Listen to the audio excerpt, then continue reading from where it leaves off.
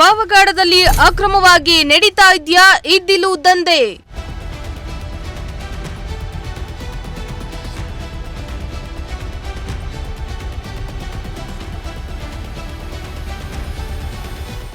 ಅಕ್ರಮ ಇದ್ದಿಲು ಘಟಕಗಳಿಗೆ ಅಧಿಕಾರಿಗಳೇ ರಕ್ಷಣೆ.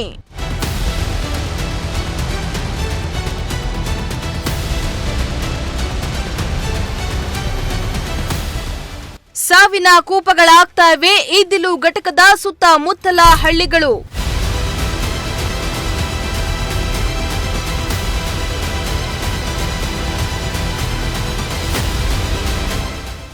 ಅದು ಹೇಳಿ ಕೇಳಿ ಬರದ ನಾಡು. ಎತ್ತ ನೋಡಿದ್ರೂ ಜಾಲಿ ಗಿಡಗಳದ್ದೇ ಕಾರುಬಾರು. ದಟ್ಟ ಕಾಡು ಸಿಗುವುದು ಅಪರೂಪ. ಈ ನಡುವೆ ಯಥಾರಾಜ ತಥಾ ಪ್ರಜಾ ಎಂಬಂತೆ ಕಂಡು ಕಾಣದಂತೆ ಅಧಿಕಾರಿಗಳು ಇದ್ದಾರೆ. ಪಾವಗಡದಲ್ಲಿ ಅಕ್ರಮವಾಗಿ ಇದ್ದಿಲು ಘಟಕಗಳು ತಲೆ ಎತ್ತಿದ್ದು ಇದ್ದಿಲು ದಂಧೆ ನಡೀತಾ ಇದೆಯಾ ಎಂಬ ಅನುಮಾನ ಶುರುವಾಗಿದೆ.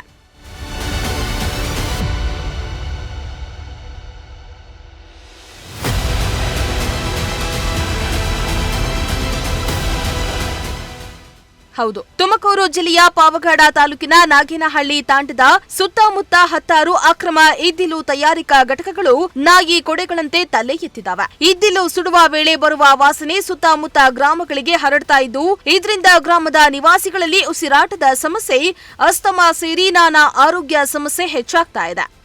ಇದರಿಂದ ಜನರು ಮಾರಕ ರೋಗಗಳಿಗೆ ತುತ್ತಾಗ್ತಾ ಇದ್ದು ನಿತ್ಯ ಸಾವಿನ ಜೊತೆ ಹೋರಾಡ್ತಿದ್ದಾರೆ.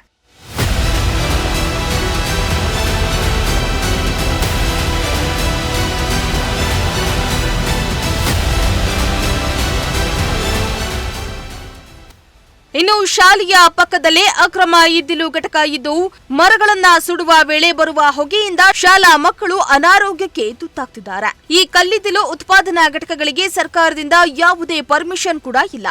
ಅಕ್ರಮವಾಗಿ ನಡೀತಾ ಇದ್ರೂ ಕೂಡ ಅಧಿಕಾರಿಗಳು ಮಾತ್ರ ಕಣ್ಣಿದ್ದು ಕುರುಡರಂತೆ ವರ್ತನೆ ಮಾಡ್ತಾ ಇರೋದು ಕಲ್ಲಿದ್ದಿಲು ಘಟಕಗಳಿಗೆ ಅಧಿಕಾರಿಗಳು ಕುಮ್ಮಕ್ಕು ಇದೆಯಾ ಎಂಬ ಶಂಕೆ ವ್ಯಕ್ತವಾಗ್ತಾ ಇದೆ.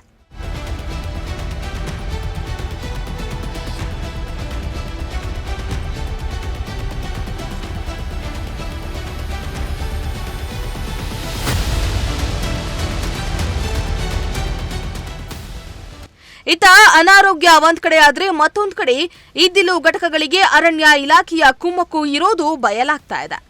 ಯಾಕಂದ್ರೆ ಅಕ್ರಮವಾಗಿ ಮರಗಳನ್ನ ಕತ್ತರಿಸಿ ಇದ್ದಿಲು ಮಾಡ್ತಾ ಇರೋದು ಕಂಡು ಬಂದಿದೆ. ಇದ್ದಿಲು ಉತ್ಪಾದನೆಗಾಗಿ ನಿತ್ಯ ನೂರಾರು ಮರಗಳು ಮಾರಣ ಹೋಮ ಮಾಡಿ ಅಕ್ರಮವಾಗಿ ಇದ್ದಿಲು ತಯಾರಿಸಿ ಲಾರಿಗಳ ಮುಖಾಂತರ ಸಾಗಾಟ ಮಾಡಲಾಗ್ತಾ ಇದೆ. ಅಲ್ಲದೆ ತಮ್ಮ ಜೀವಕ್ಕೆ ಕುತ್ತು ಬರ್ತಾ ಇದ್ರೂ ಕೂಡ ಸಿಗುವ 2 ಕಾಸಿಗೆ ಆಸೆ ಪಟ್ಟು ಸ್ಥಳೀಯರು ಕೂಡ ಅಕ್ರಮ ಇದ್ದಿಲು ದಂಧೆ ನಡೆಸ್ತಾ ಇದ್ರು ಸುಮ್ಮನೆ ಇದ್ದಾರೆ ಅನ್ನೋದು ಬೇಸರದ ಸಂಗತಿಯಾಗಿದೆ.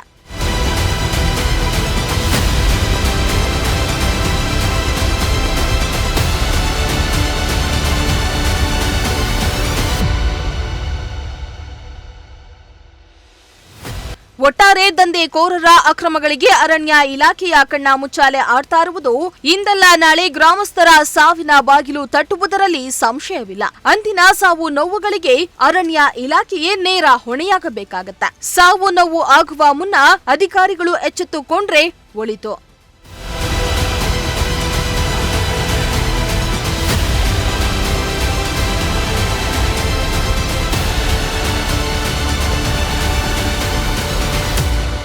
ಇಮ್ರಾನುಲ್ಲಾ, ಪ್ರಜಾಶಕ್ತಿ ಟಿವಿ, ಪಾವಗಡ.